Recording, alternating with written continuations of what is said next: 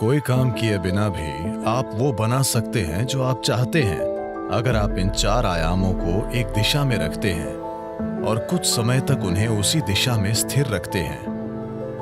अब उन्हें विश्वास है कि शिव उनके लिए ये करेंगे और ऐसा होगा। तो क्या शिव खुद आकर आपका घर बनाएंगे? नहीं। मैं चाहता हूं कि आप समझें, ईश्वर आपके लिए छोटी उंगली भी नहीं उठाएंगे। इस धरती पर अब तक जो नहीं हुआ वो कल हो सकता है। इंसान इसे कल एक सच्चाई बना सकते हैं।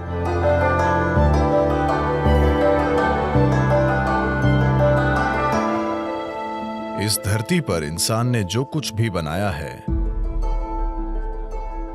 वो मूल रूप से पहले हमारे मन में बना था। वो सब जो आप देखते हैं, जो इस धरती पर इंसान ने किया है, पहले वो मन में बना था, फिर वो बाहरी दुनिया में बना। इस धरती पर जो अद्भुत चीजें हमने की हैं और इस धरती पर जो भयानक काम हमने किए हैं, वे दोनों ही इंसान के मन से आए हैं।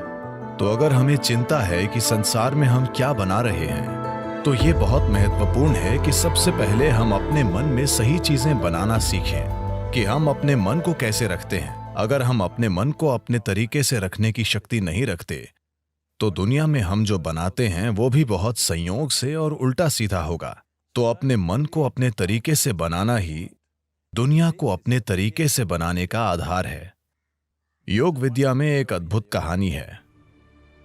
एक दिन एक आदमी टहलने निकला। वो लंबी सैर के लिए गया। संयोग से अनजाने में वो स्वर्ग में चला गया। सौभाग्य है ना? वो बस टहलते हुए स्वर्ग जा पहुंचा। इस लंबी सैर के बाद वो थोड़ा थक गया था, इसलिए उसने सोचा, अरे मैं थक गया हूं, काश मैं कहीं आराम कर सकता। उसने चारों ओर देखा। वहां एक अच्छा पेड़ था जिसके नीचे बहुत ही गद्देदार घास थी। वो सब इतना अच्छा था कि वो गया और वहीं लेटकर सो गया। कुछ घंटों के बाद वो जागा। अच्छी तरह से आराम मिल चुका था, तो उसने सोचा, अरे आराम तो मिल गया, पर मैं भूखा हूं, काश मेरे पास खाने के लिए कुछ होता। और उसने उन सभी अच्छी चीजों के बारे में सोचा जिन्हें वो अपने जीवन में खाना चाहता था, और तुरंत ही वे सारी चीजें उसके सामने आ गईं। आपको यह समझने की जरूरत है कि वहां की सेवा ही ऐसी है। भूखे लोग सवाल नहीं पूछते। खाना आया और उसने खाया। पेट भर गया। फिर उसने सोचा, अरे मेरा पेट भर गया है, काश मेरे पास पीने के लिए कुछ होता।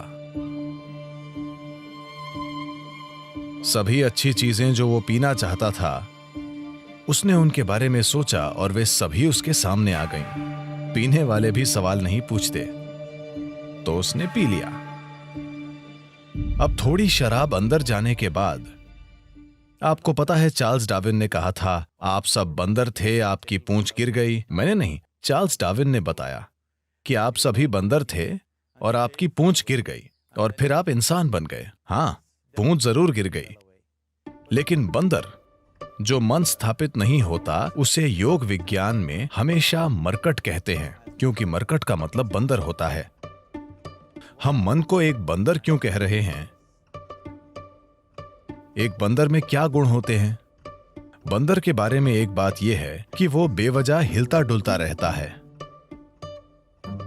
बंदर के बारे में एक और बात है, अगर मैं कहता हूं आप किसी को देखकर बंदर की तरह कर रहे हैं, इसका क्या मतलब है? नकल करने वाला। बंदर और नकल, ये दोनों शब्द एक ही मतलब रखने लगे हैं।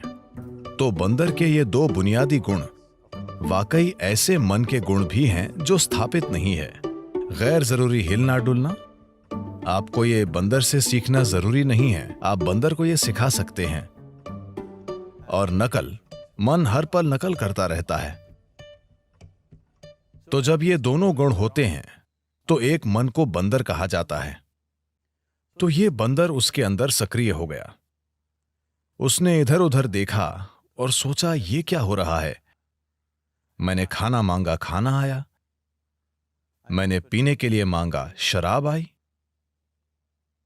यहां चारों ओर भूत होंगे। और भूत आ गए। अरे भूत आ गए, वे मुझे घेरेंगे और मुझे यातना देंगे, उसने सोचा। तुरंत भूतों ने उसे घेर लिया और उसे मारने पीटने लगे। फिर वो दर्द से चीखने लगा और बोला, अरे वे मुझे मार देंगे, और वो मर गया। अभी उसने कहा था कि वो भाग्यशाली है। समस्या ये है कि वो कल्प वृक्ष के नीचे बैठा था। उसने खाना मांगा, खाना आ गया। उसने पीने के लिए कहा, शराब आई। उसने भूतों की बात की, भूत आए। उसने पिटाई मांगी, पिटाई मिली। और उसने मौत मांगी, वो मर गया। अब जंगल में इन कल्प वृक्षों की तलाश में मत जाना। इन दिनों मुश्किल से एक पेड़ दिखता है। एक अच्छे से स्थापित मन, एक मन जो संयुक्ति की स्थिति में होता है, उसे कल्प वृक्ष कहते हैं। अगर आप अपने मन को संगठन के एक निश्चित स्तर तक व्यवस्थित करते हैं तो ये पूरी प्रणाली को व्यवस्थित करता है। आपका शरीर, आपकी भावना, आपकी ऊर्जा, सब कुछ उसी दिशा में व्यवस्थित हो जाती है। जब आपके ये चारों आयाम, आपका भौतिक शरीर, आपका मन, आपकी भावना और मौलिक जीवन ऊर्जाएं एक दिशा में व्यवस्थित हो जाती हैं, जब आप ऐसे हो जाते हैं तो आप जो भी चाहते हैं वो वाकई छोटी उंगली उठाए बिना होता है। आपके काम करने से उसमें मदद मिलेगी, लेकिन कोई काम किए बिना भी activity you can still manifest what you want. आप वो बना सकते हैं जो आप चाहते हैं, अगर आप इन चार आयामों को एक दिशा में रखते हैं और कुछ समय तक उन्हें उसी दिशा में स्थिर रखते हैं। अभी आपके मन की समस्या है कि हर पल ये अपनी दिशा बदल रहा है। ये ऐसा है जैसे आप कहीं जाना चाहते हैं और हर 2 कदमों पर आप अपनी दिशा बदलते रहते हैं, तो आपका मंजिल तक पहुंचना बहुत मुश्किल है, जब तक कि यह संयोग से न हो। तो अपने मन को व्यवस्थित करना और उससे पूरे सिस्टम को और अपने इन 4 बुनियादी आयामों को एक दिशा में व्यवस्थित करना, अगर आप ऐसा करते हैं तो आप खुद कल्पवृक्ष हैं। Anything that you wish will happen. जो भी आप चाहते हैं वो होगा। पर अभी अगर आप अपने जीवन को देखें तो वो सब जिसकी आपने अब तक इच्छा की है, अगर वो हो जाए तो आप खत्म। वे चीजें और लोग जो आपने चाहे, अगर वो सब आज आपके घर में हों, तो क्या आप जी पाएंगे? जब हम इस तरह समर्थ हो जाते हैं तो ये बहुत महत्वपूर्ण है कि हमारी शारीरिक क्रिया, भावनात्मक क्रिया, मानसिक क्रिया और ऊर्जा क्रियाएं नियंत्रित और ठीक दिशा में हों। अगर ऐसा नहीं है तो हम विनाशकारी, आत्मविनाशकारी बन जाते हैं। अभी यही हमारी समस्या है। जिस तकनीक को हमारे जीवन को सुंदर और आसान बनाना चाहिए, वो सभी समस्याओं की जड़ बन गई है। हम अपने जीवन के आधार को नष्ट कर रहे हैं, जो कि धरती है। तो जो एक वरदान होना चाहिए था, हमने उसे एक श्राप बना दिया। पिछले 100 वर्षों में हमें आराम और सुविधा के जबरदस्त स्तर मिले हैं, जो हमारे जीवन के लिए खतरा भी बन गए हैं, सिर्फ इसलिए कि हम सचेत होकर काम नहीं कर रहे हैं। हम आदतों से मजबूर हैं। तो मन को व्यवस्थित करने का बुनियादी मतलब है चीजों को विवशता से करने के बजाय जागरूक होकर करना। आपने ऐसे लोगों के बारे में सुना होगा जो कुछ मांगते हैं और सभी उम्मीदों से परे वो उनके लिए सच हो जाता है। आमतौर पर ऐसा उनके साथ होता है जो श्रद्धा रखते हैं। मान लीजिए आप घर बनाना चाहते हैं। अगर आप सोचने लगेंगे, अरे मैं एक घर बनाना चाहता हूं, घर बनाने के लिए 50 लाख रुपए चाहिए, मेरी जेब में 50 रुपए हैं, नहीं होगा, नहीं होगा, संभव नहीं है। जैसे ही आप कहते हैं संभव नहीं है, आप ये भी कह रहे हैं कि मैं ये नहीं चाहता। तो एक स्तर पर आप इच्छा पैदा कर रहे हैं कि आप कुछ चाहते हैं, दूसरे स्तर पर आप कह रहे हैं मैं ये नहीं चाहता। तो इस संघर्ष में ये शायद न हो पाए।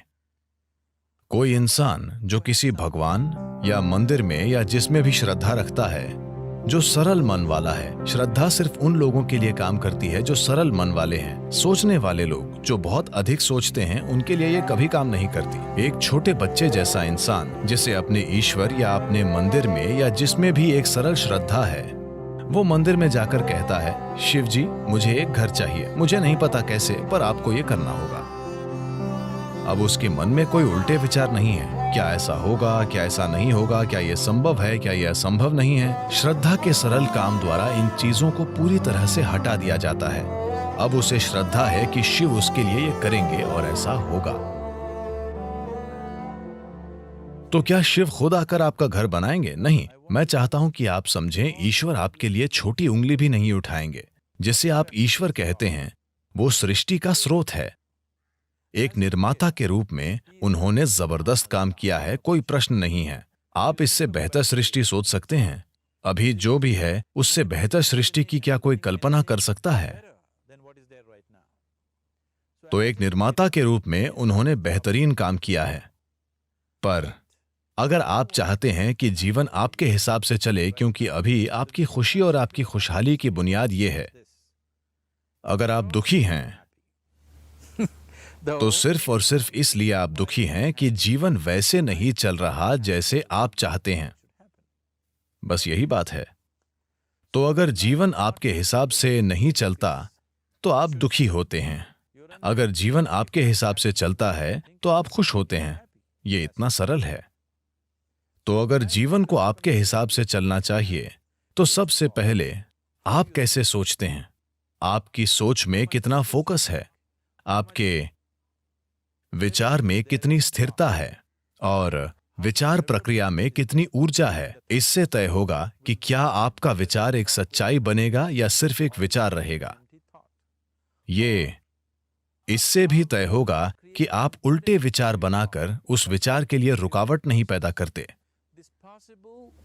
Is something possible or not possible? Is destroying humanity. क्या ये हो सकता है या नहीं, ये मानवता को नष्ट कर रहा है। क्या संभव है और क्या असंभव, ये देखना आपका नहीं, प्रकृति का काम है। आपका काम है मनचाही चीज पाने के लिए मेहनत करना। अभी आप यहां बैठे हैं। अगर मैं आपसे दो सरल प्रश्न पूछूं, मैं चाहता हूं कि आप बस सुने और उत्तर दें। आप जहां बैठे हैं क्या वहां से उड़ सकते हैं? आप कहेंगे नहीं। क्या आप यहां से उठकर चल सकते हैं? आप कहेंगे हां। इसका आधार क्या है कि आप उड़ने के लिए नहीं और चलने के लिए हां कहते हैं? आधार है जीवन का अनुभव। कई बार आप उठकर चले हैं, कभी उड़ान नहीं भरी।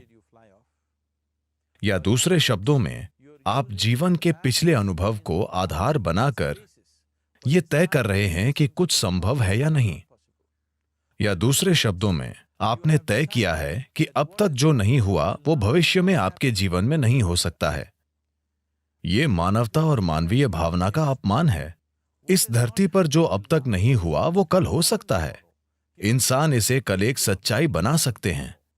तो क्या संभव है और क्या असंभव, ये देखना आपका काम नहीं है। ये प्रकृति का काम है। प्रकृति तय करेगी। आप बस देखिए कि आप वाकई क्या चाहते हैं और उसके लिए मेहनत कीजिए। और अगर आपका विचार एक शक्तिशाली तरीके से तैयार होता है, बिना किसी उल्टे विचारों के, कोई ऐसे उल्टे विचार न हो जिनसे विचार प्रक्रिया की तीव्रता कम हो जाए। सबसे पहली और महत्वपूर्ण बात यह है कि आपको स्पष्ट पता होना चाहिए कि आप वाकई क्या चाहते हैं। अगर आप नहीं जानते कि आप क्या चाहते हैं तो उसे बनाने का सवाल ही नहीं उठता।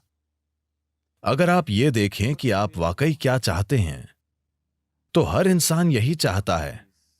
वो खुशी से जीना चाहता है, वो शांति से जीना चाहता है। In terms of its relationships, वो चाहता है कि उसके रिश्ते प्यार भरे हों। या दूसरे शब्दों में कहें तो कोई भी इंसान यही चाहता है कि वो अपने भीतर सुखी हो और उसके चारों ओर सुख हो। ये सुख अगर हमारे शरीर में होता है तो हम इसे सेहत या सुख कहते हैं। अगर ये हमारे मन में होता है तो हम इसे शांति और खुशी कहते हैं। अगर ये हमारी भावना में होता है तो हम प्यार और करुणा कहते हैं। अगर ये हमारी ऊर्जा में होता है तो हम इसे आनंद और परमानंद कहते हैं। यही एक इंसान की तलाश है। चाहे वो काम करने अपने ऑफिस जा रहा है, वो पैसा कमाना चाहता है, करियर बनाना चाहता है, परिवार बनाए, वो बार में बैठे या मंदिर में बैठे, वो तब भी उसी चीज की तलाश में है। भीतर सुख, चारों ओर सुख। अगर यही हम चाहते हैं तो मुझे लगता है इसे सीधे संबोधित करने और इसे बनाने के लिए खुद को प्रतिबद्ध करने का यही समय है। तो आप खुद को एक शांतिपूर्ण इंसान, आनंदमय इंसान, प्रेम करने वाला इंसान, सभी स्तरों पर एक सुखद इंसान बनाना चाहते हैं। और क्या आप इस तरह की दुनिया भी नहीं चाहते? एक शांतिपूर्ण दुनिया, एक प्रेमपूर्ण दुनिया, एक आनंदमय दुनिया। नहीं नहीं, मुझे हरियाली चाहिए, मुझे भोजन चाहिए। आनंदित दुनिया से हमारा मतलब है कि हम जो भी चाहते थे वो हो गया। आप इसी की तलाश कर रहे हैं, तो आपको यही करने की जरूरत है कि अपने और अपने आसपास के लोगों के लिए एक शांतिपूर्ण, आनंदमय और प्रेमपूर्ण दुनिया बनाने के लिए प्रतिबद्ध हो जाएं। हर दिन सुबह अगर आप दिन की शुरुआत अपने मन में इस सरल सोच के साथ करें कि आज मैं जहां भी जाऊंगा एक शांतिपूर्ण, प्रेमपूर्ण और आनंदमय दुनिया बनाऊंगा। अगर आप दिन में 100 बार गिरते हैं तो क्या फर्क पड़ता है? एक प्रतिबद्ध आदमी के लिए विफलता जैसा कुछ नहीं होता। अगर वो 100 बार गिरता है तो 100 सबक सीखने को मिलते हैं। अगर आप खुद को कुछ वाकई अच्छा बनाने के लिए प्रतिबद्ध करते हैं तो आपका मन व्यवस्थित हो जाता है। जब आपका मन व्यवस्थित हो जाता है तो आपकी भावना व्यवस्थित हो जाएगी। भावना का संबंध विचार से है। जब आपका विचार और भावना संगठित हो जाती हैं तो आपकी ऊर्जाएं उसी दिशा में व्यवस्थित हो जाएंगी। जब आपके विचार, भावना और ऊर्जा व्यवस्थित हो जाएंगे तो आपका शरीर व्यवस्थित हो जाएगा। जब ये चारों एक दिशा में व्यवस्थित हो जाते हैं तो आप में मनचाही चीज बनाने और प्रकट करने की जबरदस्त क्षमता होगी। आप कई मायनों में ईश्वर होंगे। जो सृष्टि का स्रोत है वो आपके जीवन के हर पल में आपके अंदर काम कर रहा है। बात सिर्फ ये है, क्या आपने उस आयाम तक पहुंच बनाई है या नहीं? अपने जीवन के 4 मूल तत्वों को व्यवस्थित करके आपको वो पहुंच मिलेगी। ऐसा करने के लिए साधन और तकनीकें हैं। योग का पूरा विज्ञान, पूरी तकनीक जिसे हम योग कहते हैं, वो बस यही है, खुद को सृष्टि के एक टुकड़े से सृष्टा बनाना।